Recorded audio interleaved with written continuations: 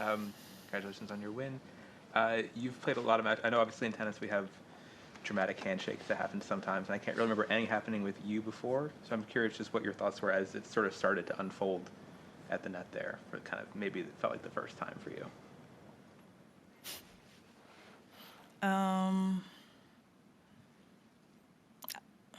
I just thought that was, like, I was like, huh, that's interesting. And that was my exact thought in my head. Yeah, Naomi, just following up on that, did you have any sense that Serrano was frustrated by anything you were doing? And I guess looking back, did it feel unfair?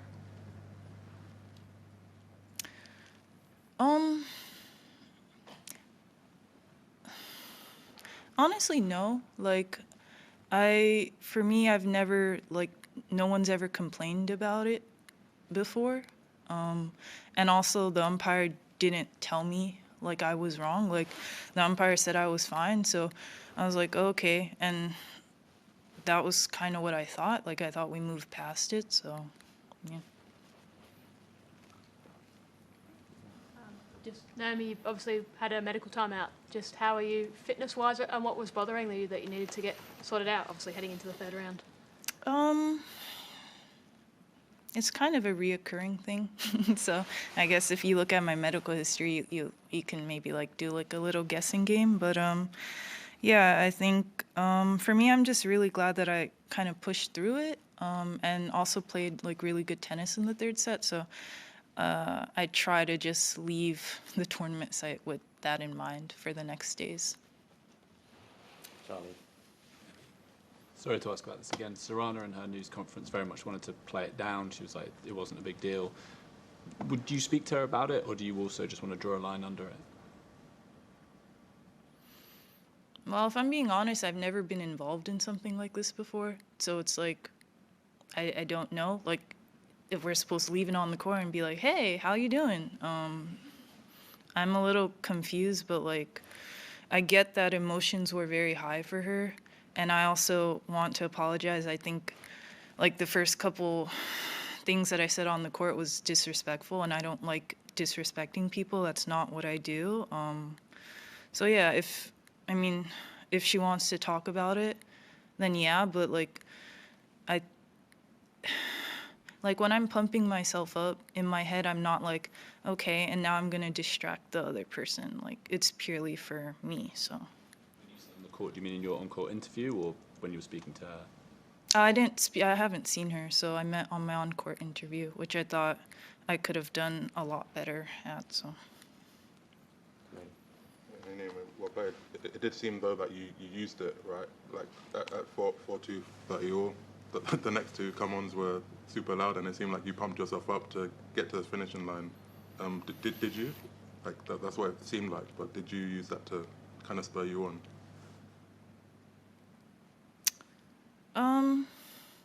Yeah, like, I'm not a person that reacts well to be casually disrespected.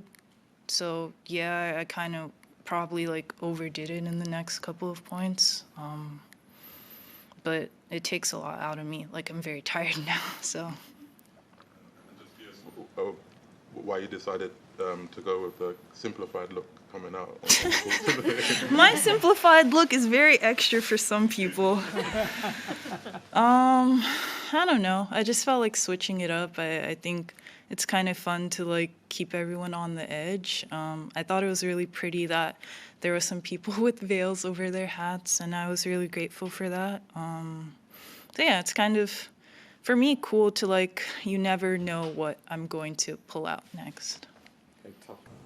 Okay, we'll begin the press conference with Sorana Cirstea. A Sorana, unfortunate loss out there today. Do you want to start by talking us through the match and how you're feeling now? Yeah, it was a tough match. I had my chances. First set, I started good to love. I think 30 love or something in that game. A couple of chances that I did not take, and then of course at this level things change very, very quick. I was quite happy with the level in the second set, especially towards the end, but then yeah, couldn't really keep it. There were those long break once at all. Long break, 2-1, broke the rhythm completely. And towards the end, I didn't manage to do what I was supposed to do, and she finished much better. And towards the end, she played much better than me. We'll go to questions in the room. If you have a question, please raise your hand. We'll go Ben. Tough luck. You haven't played Naomi before, which is surprising because you've been on tour together for a long time. So what were your sort of expectations for her for the first time playing this sort of big star, and how was the reality of playing her tonight? Yeah, I don't stress too much if it's someone that I haven't played before. I have a lot of experience. I've been on tour for such a long time. I can adapt to any kind of game. So for me, that's really no issue if I play someone new.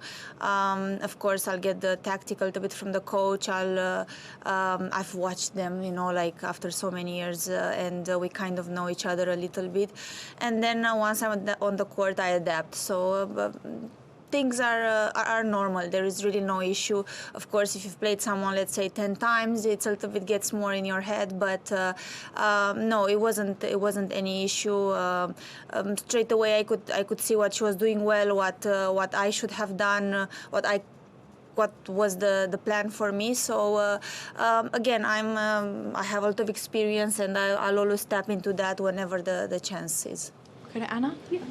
Sorana, can you talk us through what happened at the end of the match with the handshake, and obviously you and Naomi exchanged some words afterwards? Looked like you maybe weren't happy with something. No, all good. It's we just had a chat. Nothing big. Again, I don't think that's the main thing after tonight match. It was again a good match. She was much better than me towards the end, and yeah, she deserved the win. So that's all I will say. Elena? Yeah, sorry, just it seemed like you were saying to her that she was saying come on at the wrong time and putting you off. Was that right? Or Yeah, I will not talk about that. Look, this is my last Australian Open. I've been playing for 20 years, and I think it's a bit more going on than just a 5 seconds discussion at the end that I've had with Naomi. This was my last Australian Open, and so yeah, I think the moment's a little bit bigger for me than right now to talk about 5 seconds chat that I had with Naomi at the end. Up the back. Sorana, can I just ask if you and Naomi had a chance to speak after the match? Or no? Is this the big thing that happened tonight? It was a little dramatic, I suppose. No, there was no drama. It was just a 5 second exchange between two players that have been on a tour for a long time. It stays between us. I don't think that's... again, for me, this was my last match at the Australian Open, so I think I'll like to stay with that. And I was going to follow up, just looking back on your 20 years. Are there any happier memories that you'd be happy to talk about tonight? Yeah, of course, there are many happy memories, and yeah, I always loved playing here. And again, it's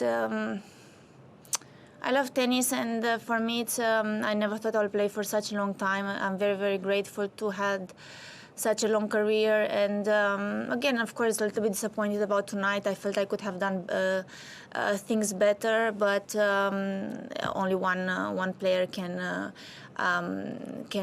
win, and she managed to do that better at the end. And no, again, I'm very grateful to Australia. I came here when I was 14, the first time playing junior, so I have wonderful memories that will stay with me forever. Just follow really quickly on your decision to retire and to announce it. Some players will wait until the end of the year to share it. What motivated your decision to share it with fans before you decide to hang up your rackets? Yes, I think for each of us, it's very different. The moment when it comes, it's different, and for each of us, it waits differently. And for me, like I felt was the right thing to announce it. I wanted to. I had a wonderful career. Again, this is my 20th year. I started very young. I was 16 when I started on tour. I've had wonderful years. I've absolutely loved tennis. I'm so grateful to everything that it has given me. And I wanted for this to be a chance for me to say proper goodbye to all the tournaments that I've played, and also to the people that I've met along the way, and for the fans, the family, the friends, to to be next to me, and I know it's the right decision. It's, again, I never expected to play so long, but the last couple of years have been my happiest, and I love this sport, and I do it out of passion. This is the only thing that why I still play, and for me it felt like the right decision, and I still stand by it. And it's gonna be a emotional year, but a very, very good year, I'm sure.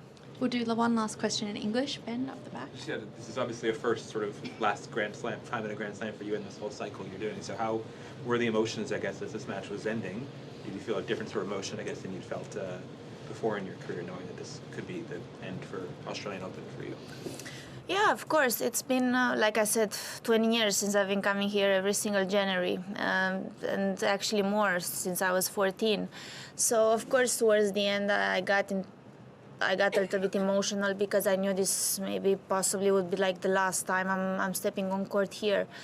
And it's not easy, but again, I do it with so much joy and so much passion, and nothing is forever, you know. And I think it's important in life also to know when to stop. And even if I'm playing good, I'm 30-something in the world, you know. I think for me it's been the right decision, and I'll also look forward to life after tennis. And again, the main thing is that I absolutely love this sport, and I will forever be indebted to it and everything it has given me. And it managed to help me reach my dreams, you know. And it's, of course, it's emotional a little bit, but it's gonna, like I said, it's gonna be an emotional year. I knew it once I announced it, and I'm gonna be, I'm gonna try to deal with it. But of course, but it's good emotions, you know. It's wonderful because at the end you only remember the good stuff.